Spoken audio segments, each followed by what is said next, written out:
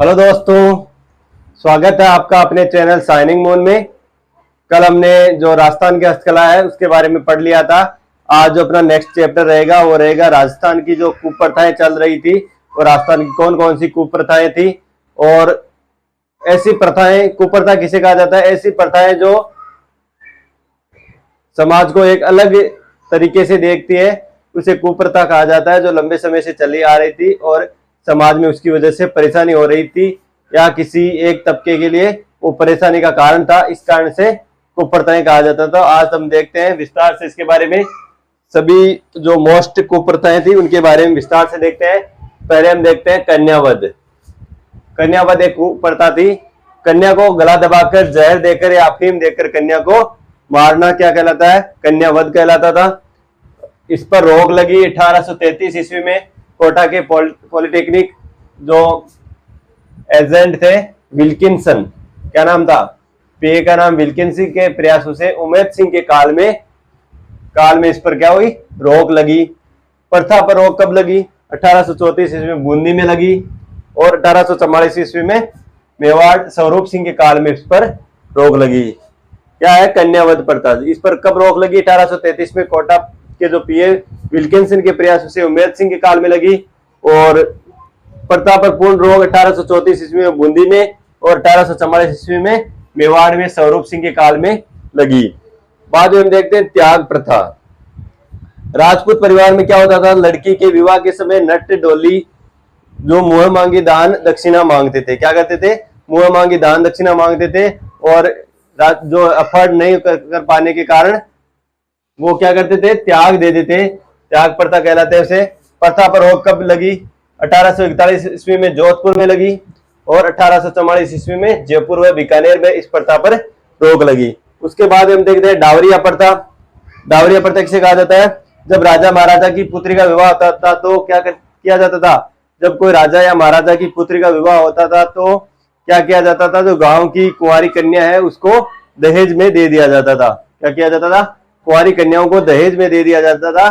जो राजा की लड़की है, राजकुमारी है, उसको दहेज में कुंवारी कन्या को दे दिया जाता था और वो कन्या जीवन भर उनके साथ रहती और उनकी सेवा करती। अब इसमें हम देखते हैं जो कुछ डावरिया क्या होती थी। कुछ डावरिया को राजा, उपपत्नी, पासवान व परदायत का दर्जा दे दिया जाता था और उन्हें आभूषण पहनने का अधिकार भी राजा के द्वारा दिया जाता था। इस कारण उसके कुप्रथा है वो है कुकड़ी प्रथा। कुकड़ी प्रथा क्या होती है? सांसी जनजाति में प्रचलित थी। विवाह पूर्व क्या किया जाता है? विवाह पूर्व चरित्र की परीक्षा ली जाती है। कुकड़ी प्रथा क्या होती है? सांसी जनजाति में यह प्रथा चलती थी। यह कुप्रथा सांसी जनजाति में चलती थी और ये क्या थी? विवाह पूर्व चरित्र की परीक्षा ली जाती थी, उसे कुकड़ी प्रथा कहा जाता है। फिर हम देखते हैं चारी प्रथा। चारी प्रथा टोंक व भीलवाड़ा में प्रचलित थी। भीलवाड़ा में स्पेशल खेराड़ नामक स्थान पर लड़की का पिता लड़की का विवाह अनेक पुरुषों के साथ धन लेकर कर देता था। इसमें क्या होता है? जो लड़की का पिता होता है वो लड़की का विवाह धन लेकर अनेक पुरुषों के साथ विवाह कर देता है, उसे क्या कहा जाता है? चारी प्रथा कहा जाता है। बाद में हम देखते हैं स्त्री व्यापार। कोटा में इस पर कर लगता था जिसे चौथान कर लिया जाता था। क्या लिया जाता था?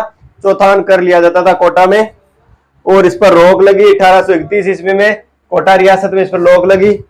बाद में 1847 ईस्वी में जयपुर में इस पर रोक लगी। बाद में हम देखते हैं नाता प्रथा। पति को छोड़कर अन्य पुरुष से विवाह करना नाता प्रथा।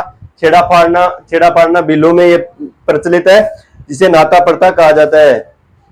बाद में हम देखते हैं प्रजा प्रथा, जो स्वामी विवेकानंद और महर्षि दयानंद सरस्वती के प्रयासों के द्वारा इसको कम किया गया और स्त्री शिक्षा पर इन्होंने बल दिया। बाद में हम देखते हैं सती प्रथा। सती प्रथा पति की मृत्यु होने पर क्या किया जाता है? पति की मृत्यु होने पर पति के साथ चिता पर लेटकर मृत्यु का वर्ण करना सती प्रथा कहलाता है। जिसे सहमरण, सहगमन व अनवारोहण कहा जाता है। इसे क्या कहा जाता है? सहमरण, सहगमन व अनवारोहण कहा जाता है। इसके प्रमाण हमें मिलते हैं एरन अभिलेख में 510 ईसा पूर्व भानुगुप्त के सेनापति, जो भानुगुप्त था उसका सेनापति गोपराज की पत्नी के सती होने का प्रमाण हमने सबसे पहले मिलता है। और राजस्थान में हमें मिलता है कहां से? गटियाला अभिलेख से। और गटियाला अभिलेख कहां से मिला? हम देखते हैं डाकन प्रथा। डाकन प्रथा में क्या होता था? आदिवासी जनजाति विशेषकर भील व मीणा महिला को पत्रों व जलाकर मार दिया जाता था। क्या किया जाता था? डाकन प्रथा में ये जो प्रथा थी कहाँ प्रचलित थी, आदिवासी जनजाति में प्रचलित थी, विशेषकर भील व मीणा। इसमें क्या होता था, महिलाओं को, जो महिला होती थी उसको क्या किया जाता था, डाकन साबित करके उसको क्या किया जाता था, पत्थरों में जलाकर उसको मार दिया जाता था। इस पर रोक लगी 1853 ईस्वी में, खेरवाड़ा उदयपुर में लगी। भील कोर का कमांडेंट था जयसिंह ब्रुक ने इस पर रोक लगाई महाराणा स्वरूप सिंह के काल में। किसने लगाई थी, भील कोर का कमांडेंट जयसिंह ब्रुक ने महाराणा स्वरूप के समय के, जो स्वरूप सिंह था उसके समय में इस पर रोक लगी। बाद में हम देखते हैं अनुमरण या महासती। पति की निशानी के साथ सती होना अनुमरण या महासती कहलाता है। इसमें हम उदाहरण देखते हैं, रूटी रानी उमादे जो मालदेव की रानी थी, किसकी रानी थी, मालदेव की रानी थी, उसने इसकी निशानी के साथ सती हुई थी ये। बाद में हम देखते हैं विधवा विवाह। विधवा विवाह 1856 में ईश्वरचंद विद्यासागर के प्रयासों से विधवा पुनर्विवाह अधिनियम लागू हुआ। कब हुआ, 1856 में ईश्वरचंद विद्यासागर के प्रयासों से विधवा पुनर्विवाह लागू हुआ।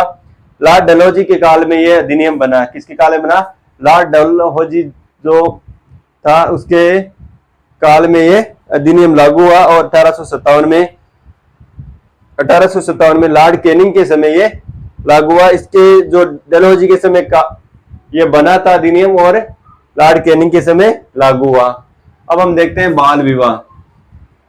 आका तीज को सबसे अधिक बाल विवाह होते हैं। जब आका तीज आती है तो आका तीज क्या है, एक अबूझ सावा है, इस पर सबसे ज्यादा बाल विवाह होता है। इस पर रोक लगी 1885 में। जोधपुर के प्रधानमंत्री सर प्रताप सिंह ने इस पर रोक लगाने का प्रयास किया। कब किया, 1885 में जोधपुर के प्रधानमंत्री सर प्रताप सिंह ने प्रयास किया। 1929 में अजमेर के हरविलास शारदा ने शारदा एक्ट जारी करवाया, जिसमें लड़का की 18 वर्ष और लड़की की 14 वर्ष उम्र रखी गई। अब हम नेक्स्ट देखते हैं दहेज प्रथा। 1961 में दहेज निवारण अधिनियम आया। 1961 में दहेज निवारण अधिनियम आया, लेकिन ये अभी तक सही रूप से लागू नहीं हो पाया, क्योंकि जब तक समाज में रहने वाले लोग उसको प्रथा को छोड़ेंगे नहीं, तब तक समाज में यह प्रथा ऐसे ही चलती रहेगी। सागड़ी प्रथा, हाली या चाकर प्रथा भी कहते हैं। इसको क्या कहते हैं, हाली या चाकर प्रथा कहा जाता है। जैसे किसी ने कोई ब्याज के रूप में पैसा लिया और वो पैसा नहीं चुका पाता, तो उसको क्या कहा जाता है, उसको हाली रख लिया जाता है। तो उसे क्या कहा जाता है, हाली प्रथा कहा जाता है। उसे बिना पैसे के मजदूरी करवाई जाती है। उसके बाद हम देखते हैं बेगार प्रथा। बिना मजदूरी काम करना बेगार प्रथा कहलाती है। फिर दास प्रथा। दास प्रथा 1562 ईस्वी में अकबर ने रोक लगा दी थी इस पर। दास प्रथा क्या होता था, पहले दासों को बेचा जाता था, व्यक्तियों की खरीद फरोख्त की जाती थी और दास रखे जाते थे। तो 1562 में अकबर ने रोक लगा दी दास प्रथा पर। फिर 1833 ईस्वी में चार्टर एक्ट अधिनियम आया के तहत इस पर रोक लगी और 1843 में दास प्रथा पर पूर्णतः रोक लगा दी गई। बाद में हम देखते हैं संथारा या सलेखना पद्धति। संथारा या सलेखना पद्धति जैन धर्म में प्रचलित है। किसमें प्रचलित है, जैन धर्म में प्रचलित प्रथा थी, जिसमें क्या होता है, अन्न जल को त्याग कर व्यक्ति मृत्यु को वर्ण कर लेता है। क्या कर लेता है, अन्न जल को त्याग कर मृत्यु को वर्ण कर लेता है। इसका उदाहरण हम देखते हैं, जब चंद्रगुप्त मौर्य 298 ईस्वी में चंद्रगुप्त मौर्य ने स्वर्ण बेलगोला नामक स्थान पर चंद्रगिरी पहाड़ी पर अन्न जल त्याग करके क्या कर लिया था, मृत्यु को वर्ण कर लिया था। तो इसे संथारा या सलेखना पद्धति कहा जाता है। बाद में हम देखते हैं समाधि प्रथा। जल भूमि में समाधि लेना समाधि प्रथा कहलाती है। रोक लगी इस पर 1844 ईस्वी में जयपुर में। और पॉलिटिकल एजेंट कौन था, लुडलो था। लुडलो के समय इसमें रोक लगी और राम सिंह के काल में यह रोक लगी थी। वैसे समाज में बहुत सारी जो कुप्रथाएं प्रचलित है, लेकिन समाज में व्यक्ति को आगे आने की आवश्यकता है। जैसे ही व्यक्ति समझेंगे इस बारे में, तो ये कुप्रथाएं अपने आप बंद हो जाएगी। इसी के साथ आज का सेशन इतना ही। आज का सेशन आपको कैसा लगा? अगर सेशन अच्छा लगा हो तो अपने दोस्तों को जरूर शेयर करें, लाइक और सब्सक्राइब करें। Thank you.